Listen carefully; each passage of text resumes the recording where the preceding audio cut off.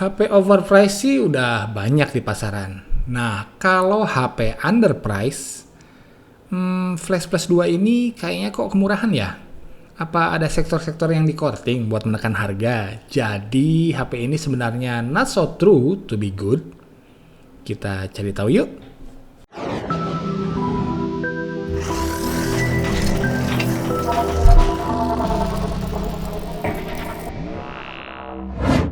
Kita unboxing dulu. Aura underpriced yang pertama terlihat dari boxnya yang ya kelihatannya paling niat buat HP seharga 2 juta pas aja yang pernah saya dapetin. Dibuka boxnya dan ada si ganteng. Sabar-sabar kita simpan dulu.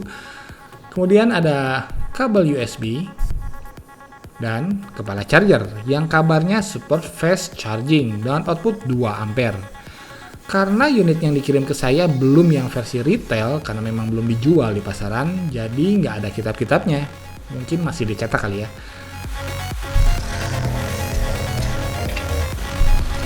Yang keren di sektor desain ini adalah yang pertama pemilihan materialnya jelas, mantep banget. Ini aluminium asli men. Di harga 2 juta dan bergaransi resmi sih, saingannya paling ada ZE Blade A711.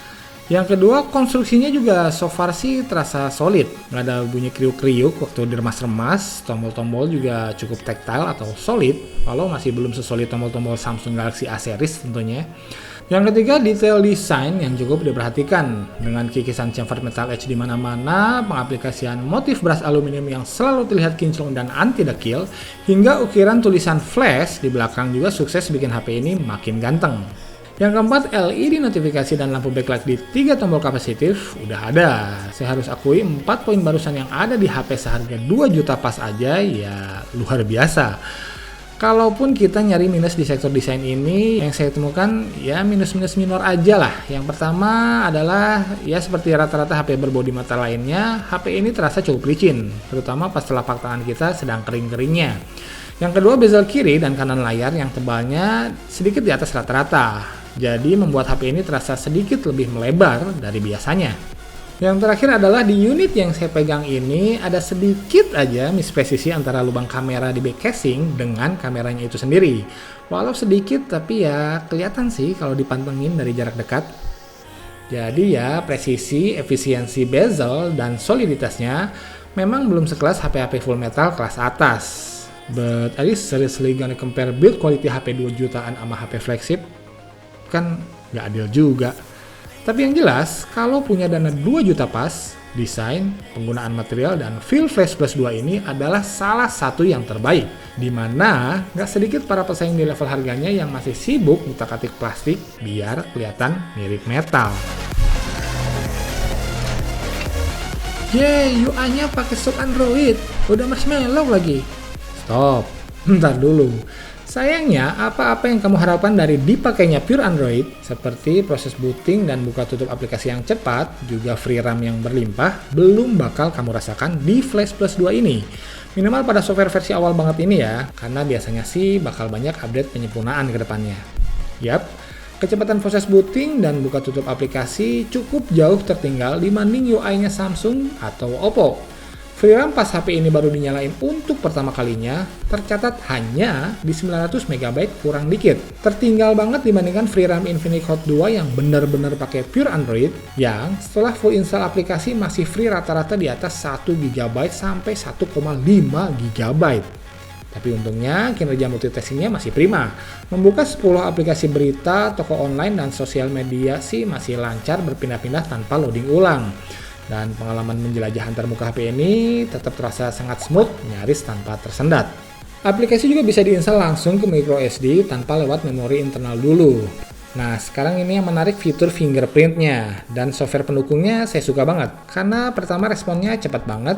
Dan selain membuka lock screen, kita juga bisa simpen sampai 5 sidik jari lain. Lalu mengaturnya sebagai shortcut untuk langsung masuk ke aplikasi-aplikasi favorit kita.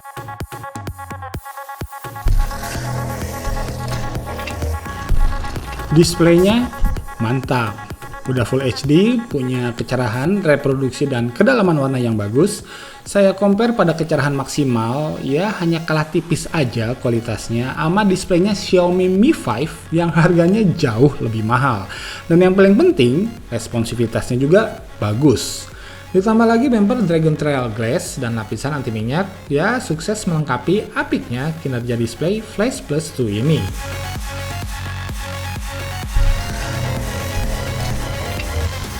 Kikuknya performa buka tutup aplikasi yang terbilang slow, untungnya nih ya nggak nular sama performa gamingnya yang mulus, cepat, dan minim frame drop. Prosesor MediaTek P10 di Flash Plus 2 ini kelihatannya sangat siap banget dalam menghandle game-game berat pada layar tajam Full HD-nya. Ditambah performa layar yang kinclong dan responsif, suhu device juga anget-anget aja alias bebas gejala overheat, aplikasi dan game bisa diinstal langsung ke microSD, keluaran speaker body yang oke, hingga daya tahan baterai yang cukup mumpuni, plus support fast charging. Hal-hal barusan menjadikan Flash Plus 2 ini HP 2 jutaan yang sangat ideal buat para mobile gamers. Game dengan grafik berat sekelas Nova 3 mampu nyaman dimainkan di sini. Responsivitas layarnya pun mampu tampil apik pada game Line Touch Me. Di tes game-game lain seperti Evil Band dan Need for Speed No Limit, Flash Plus 2 ini mampu bermain layaknya juara sejati. Ngomongin tentang daya tahan baterainya, nggak bakal terlepas dari fitur barunya Android Marshmallow, yaitu Doze. Adalah fitur yang bisa ngebuat Flash Plus 2 ini tertidur pulas ketika HP ini disimpan di atas meja, diam, dan nggak digunakan sama sekali. Jadi kalau HP-nya disimpan di saku lalu goyang-goyang di bawah jalan-jalan sih nggak nyala ya fitur Doze-nya ini. Buat saya yang kerjanya di depan komputer dengan HP yang sering duduk manis di atas meja, fitur Doze ini sangat bisa memperpanjang waktu standby Flash Plus 2 saya. Cukup buat seharian bahkan dengan selingan aktivitas gaming HD. Hal ini terlihat dari grafik pemakaian baterai yang banyak garis yang mendatar hampir horizontal. Jadi awet atau enggaknya baterai Flash Plus 2 ini ya akan tergantung pada aktivitas harian kamu. Yang asiknya lagi, support fast charging yang dites dari kosong ke full charge tercatat hanya memerlukan waktu 1 jaman aja, bahkan kadang-kadang kurang dikit. Dan ternyata HP ini nggak hanya bisa support USB on the go aja, tapi juga bisa dijadiin power bank buat ngecas HP lain.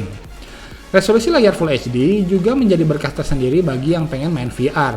Karena ketika kita menggunakan VR headset, jarak mata kita dengan layar sangatlah dekat. Udah gitu diperbesar lagi sama lensa cembung. Jadi kalau kerapatan layarnya kurang oke, ya pixel bakal kelihatan jelas. Ditambah sensor gyroscope yang kinerjanya baik, ya bermain VR jadi terasa nyaman banget di Flash Plus 2 ini. Sensor magnetik juga udah ada ya di sini, jadi ya urusan sensor sih udah lengkap banget. Jadi di sektor hardware, ya Flash Plus 2 ini mampu tampil cemerlang dan nyaris tanpa celah. Masih ingat kan harganya? 2 juta aja men, ditempel prosesor yang sama dengan Oppo F1 Plus yang harganya 5,5 juta. Garansinya resmi, M-Care, dan ada layanan jemput HP ke rumah kalau ada kerusakan. Gimana nggak juara coba? Kecemerlangan Flash Plus 2 ini di sektor hardware sayangnya nggak berlanjut ke sektor kamera. Well, to be fair, untuk mengejar performa dan kelengkapan hardware yang ciamik, lalu kualitas layar yang prima hingga desain yang luar biasa, sembari menahan plafon harga yang nggak boleh lebih dari 2 juta, mau nggak mau, suka nggak suka, harus ada sektor yang terkorbankan. Dan sektor ini menurut saya adalah kameranya. Jadi kameranya parah dong. Enggak juga, hanya di bawah rata-rata HP sekelasnya. Bahkan saya lebih suka kamera Flash 2 yang lama.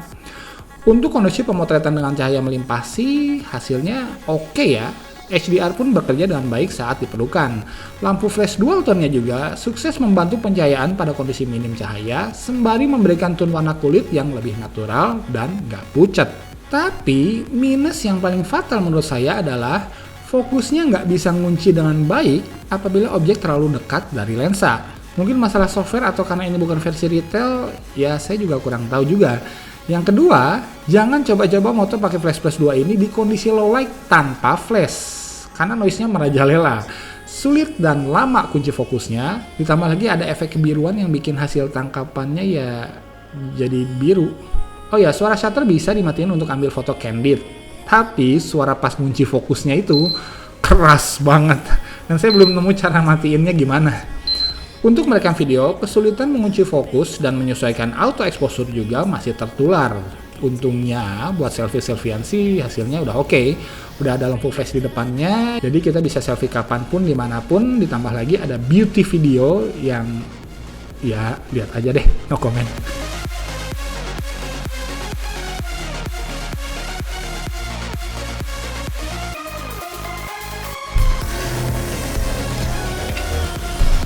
Dibawa bermusik, HP ini asik. Kalau nggak ada earphone bawaannya, tapi saya sih punya earphone flex ini men, dikasih.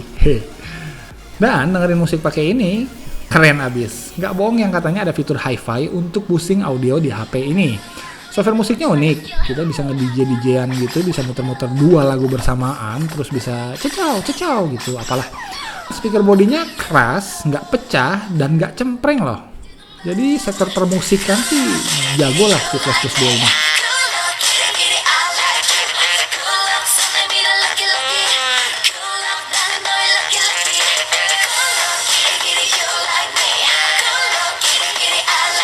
Oke, kesimpulannya, buat yang pengen HP dengan kamera utama yang maksimal, Flash Plus 2 ini belum saya sarankan buat kamu. Tapi kalau foto-foto di kondisi sulit bukan prioritas kamu, HP ini saya julukin segala bisa.